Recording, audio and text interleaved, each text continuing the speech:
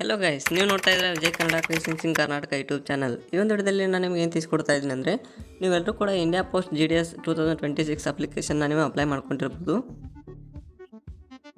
ಈ ವಿಡಿಯೋನ ನೋಡ್ತಾ ಇದ್ದೀರಾ ಅಂದರೆ ನೀವು ಅಪ್ಲಿಕೇಶನ್ನ ಆನ್ಲೈನಲ್ಲಿ ಅಪ್ಲೈ ಮಾಡಿರ್ತೀರಾ. ಆದರೆ ಅಪ್ಲಿಕೇಶನ್ ಸ್ಟೇಟಸ್ನ ನೀವು ಯಾವ ರೀತಿ ಚೆಕ್ ಮಾಡೋದು, RGS ಸ್ಥಿತಿನ ನೀವು ಮೊಬೈಲ್ನಲ್ಲಿ ಯಾವ ರೀತಿ ಚೆಕ್ ಮಾಡೋದು ಅಂತ ಹೇಳೋದು ತಿಳಿಸ್ಕೊಡ್ತಾ ಇದ್ದೀನಿ. ಇದರ ಮುಖಾಂತರ ನಿಮ್ಮ ಅಪ್ಲಿಕೇಶನ್ ಸಬ್ಮಿಟ್ ಆಗಿದೆ ಇಲ್ವಾ, ಮತ್ತು ಅದು ಸಬ್ಮಿಟ್ ಆದಮೇಲೆ ಮುಂದೆ ಯಾವ ಪ್ರೊಸೀಜರ್ಗೆ ಹೋಗುತ್ತೆ ಎಲ್ಲನೂ ಕೂಡ ಚೆಕ್ ಮಾಡ್ಕೋಬೋದು. ನೋಡಿ ಫ್ರೆಂಡ್ಸ್, GDS ಅಪ್ಲಿಕೇಶನಲ್ಲಿ ನಿಮಗೆ 30,000ಕ್ಕೂ ಹೆಚ್ಚು ಪೋಸ್ಟ್ಗಳನ್ನ ಕರೆದಿದ್ರು. ಅದರಲ್ಲಿ ನೀವು ಅಪ್ಲೈ ಮಾಡ್ಕೊಂಡಿರ್ಬೋದು. ಅಪ್ಲೈ ಮಾಡ್ಕೊಂಡ ತಕ್ಷಣ ಸ್ಟೇಟಸ್ನ ಯಾವ ರೀತಿ ಚೆಕ್ ಮಾಡೋದು ಅಂತ ವಿಡಿಯೋದಲ್ಲಿ ನೋಡೋಣ. ನಾನು ನಿಮಗೆ ಡಿಸ್ಕ್ರಿಪ್ಷನಲ್ಲಿ ಒಂದು ಲಿಂಕ್ನ ಕೊಡ್ತೀನಿ. ಲಿಂಕ್ ಮೇಲೆ ಕ್ಲಿಕ್ ಮಾಡ್ಕೊಂಡು ನೀವು ಓಪನ್ ಮಾಡ್ಬೋದು. ವಿಡಿಯೋನ ಶುರು ಮಾಡೋಣ ಫ್ರೆಂಡ್ಸ್. ಅದಕ್ಕಿಂತ ಮೊದಲು ನೀವು ನಮ್ಮ ಚಾನಲ್ನ ಫಸ್ಟ್ ಟೈಮ್ ನೋಡ್ತಾ ಇದ್ದೀರಾ ಅಂದರೆ ಈಗಲೇ ಸಬ್ಸ್ಕ್ರೈಬ್ ಮಾಡ್ಕೊಳ್ಳಿ ಅಂತ ಹೇಳ್ತಾ ಬನ್ನಿ ಇವತ್ತು ವಿಡಿಯೋನ ಶುರು ಮಾಡೋಣ. ನೋಡಿ ಫ್ರೆಂಡ್ಸ್, ನಾನು ಡಿಸ್ಕ್ರಿಪ್ಷನಲ್ಲಿ ಕೊಟ್ಟಿರೋ ಲಿಂಕ್ ಮೇಲೆ ಕ್ಲಿಕ್ ಮಾಡ್ಕೊಳ್ಳಿ. ನಿಮಗೊಂದು ವೆಬ್ಸೈಟ್ ಓಪನ್ ಆಗುತ್ತೆ.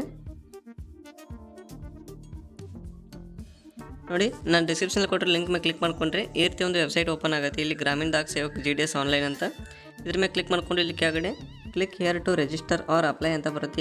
ಈ ಬಟನ್ ಮೇಲೆ ಕ್ಲಿಕ್ ಮಾಡ್ಕೊಳ್ಳಿ. ಈ ರೀತಿ ಇಂಟರ್ಫೇಸ್ ಬರುತ್ತೆ. ಅದರಲ್ಲಿ ನಿಮಗೆ ಕ್ಯಾಂಡಿಡೇಟ್ ಲಾಗಿನ್ ಅಂತ ಒಂದು ಆಪ್ಷನ್ ಬರ್ತದೆ. ಈ ಬಟನ್ ಮೇಲೆ ಕ್ಲಿಕ್ ಮಾಡಬೇಕು. ಕ್ಲಿಕ್ ಮಾಡಿಕೊಂಡು ಇಲ್ಲಿ ಕೆಳಗಡೆ ಪ್ರೊಸೀಡ್ ಟು ಲಾಗಿನ್ ಮೇಲೆ ಕ್ಲಿಕ್ ಮಾಡಿ. ನಂತರ ಇಲ್ಲಿ ನಿಮಗೆ ಯೂಸರ್ ID ಮತ್ತು ಪಾಸ್ವರ್ಡ್ನ ಕೇಳುತ್ತೆ. ನೀವು ಅಪ್ಲೈ ಮಾಡ್ಕೊಳ್ಳುವಾಗ ನಿಮಗೆ ಒಂದು ಯೂಸರ್ ID ಮತ್ತು ಪಾಸ್ವರ್ಡ್ ನಿಮಗೆ ಮೆಸೇಜ್ ಬಂದಿರುತ್ತೆ.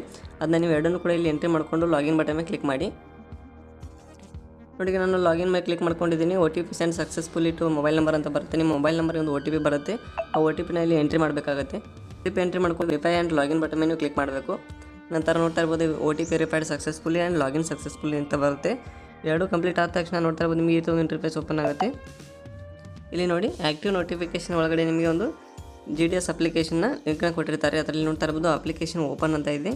ಅಪ್ಲಿಕೇಶನ್ ಕ್ಲೋಸ್ ಆಗೋ ಡೇಟ್ February 14 ಇದೆ. ಅದ್ರ ಮುಂದೆ ಎಕ್ಸ್ಟೆಂಡ್ ಕೂಡ ಆಗ್ಬೋದು.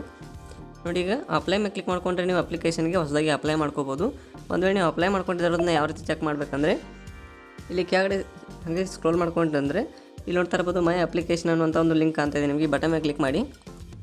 ಮೈ ಅಪ್ಲಿಕೇಶನ್ ಮೇಲೆ ಕ್ಲಿಕ್ ಮಾಡಿಕೊಂಡ್ರೆ ಇಲ್ಲಿ ಕೆಳಗಡೆ ನೋಡ್ತಾ ಇರ್ಬೋದು ನಿಮಗೆ ನಿಮ್ಮ ಅಪ್ಲಿಕೇಶನ್ ಇಲ್ಲಿ ಓಪನ್ ಆಗುತ್ತೆ.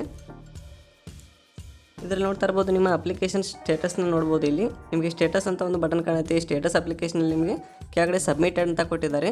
ಅದಾದ ತಕ್ಷಣ ನಿಮಗೆ ಅಪ್ರೂವಲ್ ಅಂತ ಬರ್ಬೋದು, ಏನಾದರೂ ಬರ್ಬೋದು. ಆದರೆ ಮುಂದೆ ನೀವು ಸ್ಟೇಟಸ್ ಕೂಡ ಇದೇ ರೀತಿ ಚೆಕ್ ಮಾಡ್ಕೋಬೇಕಾಗತ್ತೆ. ಇದರಲ್ಲಿ ಪೂರ್ತಿಯಾಗಿ ಸ್ಟೇಟಸ್ ನಿಮಗೆ ತಿಳಿಯುತ್ತೆ. ಮತ್ತು ಇಲ್ಲಿ ನೋಡ್ತಾ ಇರ್ಬೋದು ನಿಮ್ಮ ರಿಜಿಸ್ಟ್ರೇಷನ್ ನಂಬರ್ ಆಗಿರ್ಬೋದು, ಅಪ್ಲಿಕೇಶನ್ ನಂಬರ್ ಎಲ್ಲನೂ ಕೂಡ ಕೊಟ್ಟಿರ್ತಾರೆ.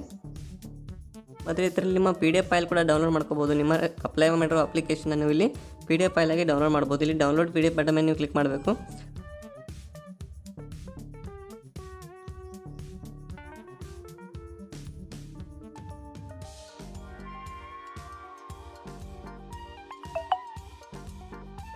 ನೋಡಿ, ಈಗ PDF ಡೌನ್ಲೋಡ್ ಆಗಿದೆ. ನಾನು ನಿಮಗೆ ಓಪನ್ ಮಾಡ್ಕೊಂಡು ತೋರಿಸ್ತೀನಿ.